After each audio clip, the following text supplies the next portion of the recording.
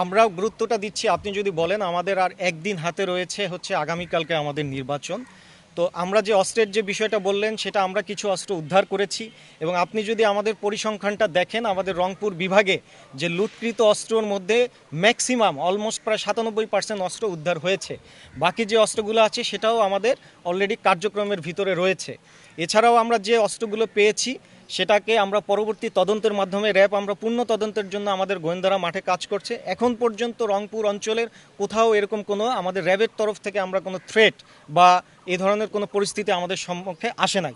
সর্বোপরি এখন পর্যন্ত আমাদের পুরো রংপুর অঞ্চলের যে পরিস্থিতি সেটা স্বাভাবিক এবং ভালো রয়েছে। আমাদের ফোর্স ডিপ্লয় রয়েছে। এই ফোর্সকে শক্তিশালী করার জন্য আমাদের আবার রিজার্ভ ফোর্স রয়েছে ব্যাটালিয়ন পর্যায়ে। যদি এই ফোর্স কোনো কারণে ব্যর্থ হয় আমাদের রিজার্ভ ফোর্স তাদেরকে স্ট্রেনথেন করবে। এছাড়াও আমাদের লাইভ স্ট্রিমিং হচ্ছে সদর দপ্তরের সাথে। যদি মনে হয় যে আমরা পারছি না, আমাদের পার্শ্ববর্তী র্যাব থেকে আমাদেরকে সহায়তা প্রদান করা হবে। সীমান্তবর্তী কেন্দ্রগুলো তো বেসিক্যালি আপনারা যদি জেনে থাকেন যে সেটা মূলত বিজিবিকে প্রদান করা হয়েছে এবং বিজিবি সেখানে মুখ্য ভূমিকা পালন করছে। নতুন রিন গভীর থেকে পরিষ্কার করে কাপড়কে রাখে নতুনের মতো উজ্জ্বল। নতুন রিন অ্যাডভান্স পাউডার। বিজিবি যদি সেই ক্ষেত্রে যদি আমাদেরকে ডাকে আমরা সেই ক্ষেত্রে বিজিবির সাথে একই সাথে আমরা অভিযান পরিচালনা করতে পারবো।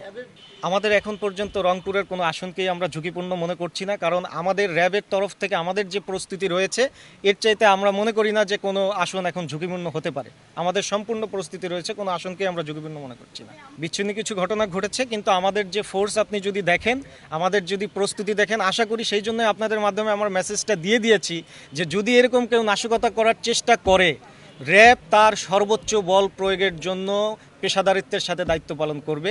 সেই মেসেজটার জন্যই আপনাদেরকে আমরা আজকে দিয়ে দিচ্ছি।